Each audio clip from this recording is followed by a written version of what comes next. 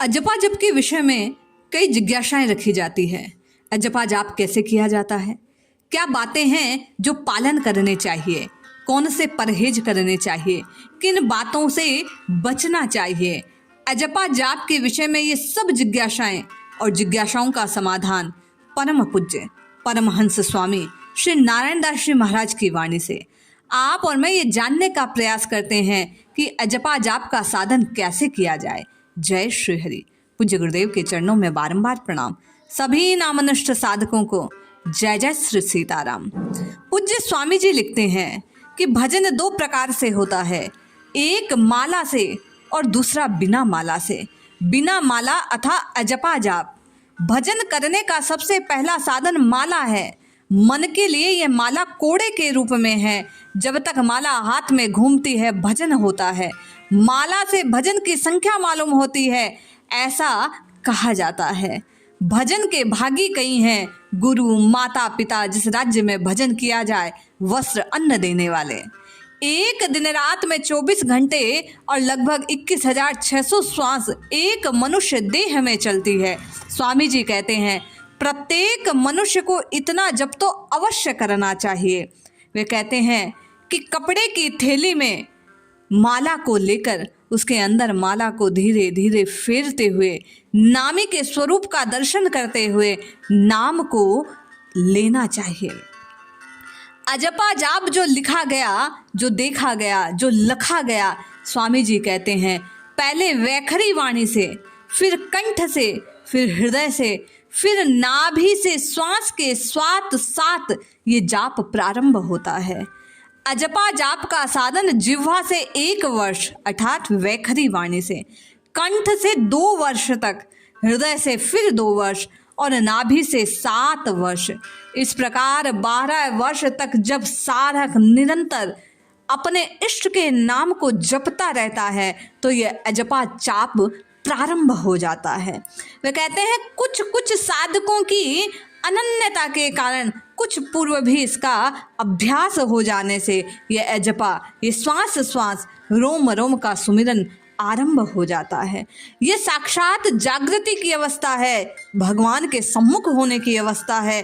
सिद्धियां इस समय पैरों में लौटती है। अजपा जाप के समय वे कहते हैं साधक को 6 नियमों का पालन करना चाहिए। प्रथम, भोजन कम, एक समय और थोड़ा करना चाहिए। नींद कम लेनी चाहिए। एकांत में वास करना चाहिए। तकिया गद्दा आदि के बिना नीचे फर्श पर शयन करना चाहिए। मौन लगभग 24 घंटे धारण किए रहना चाहिए जिससे भजन का तार ना टूटे, और भजन खजाना तिजोरी में रखना चाहिए। आइए इन बातों को विस्तार से समझते हैं कि भजन के खजाने को तिजोरी में रखने का क्या तात्पर्य है, मौन की क्या आवश्यकता है, एकांतवास का लाभ कैसे उठाया जाए। नारायण दास जी कहते हैं भोजन सात्विक होना चाहिए। चावल, दही, खटाई, तेल, ज़्यादा मिर्च, मसाले, मूंगफली, गोभी वगैरह जिनसे वायु दोष उत्पन्न होता है, ऐसे भोजन का त्याग करना चाहिए इनके खाने से, क्योंकि साधक को नींद अधिक आती है। मूंग की दाल, रोटी आदि जो साग हैं उनका एक समय भोजन, दाल में कुछ घी, रात को लगभग कुछ थोड़ा दूध पिए, मीठा और नमक कम खाए, जो कि रोटी का पान लाभदायक रहता है।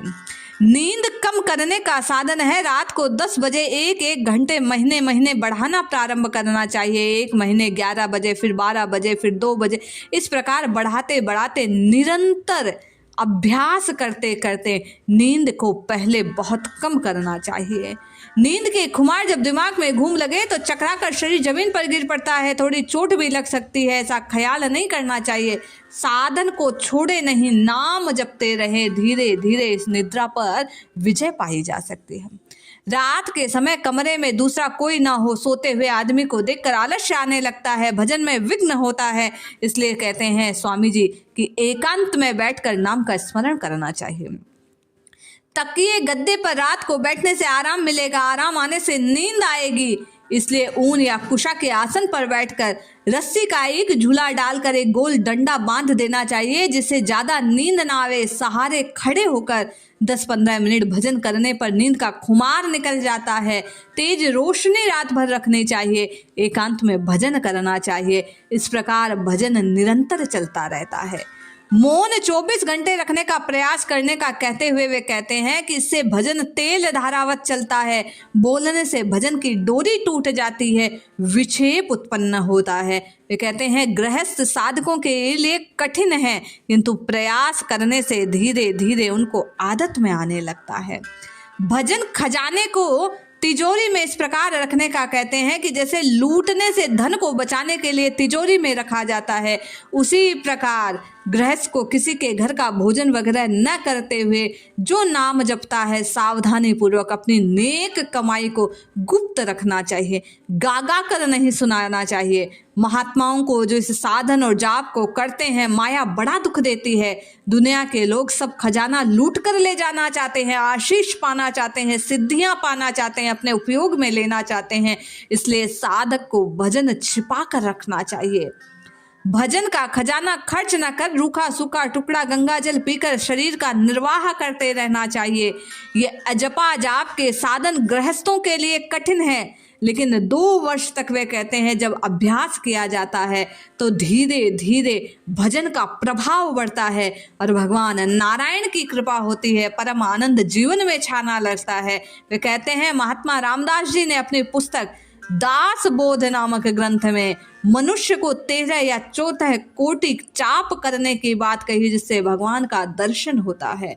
ये संख्या भजन को, साधक को भजन में लगाने और उत्साह बढ़ाने के लिए है।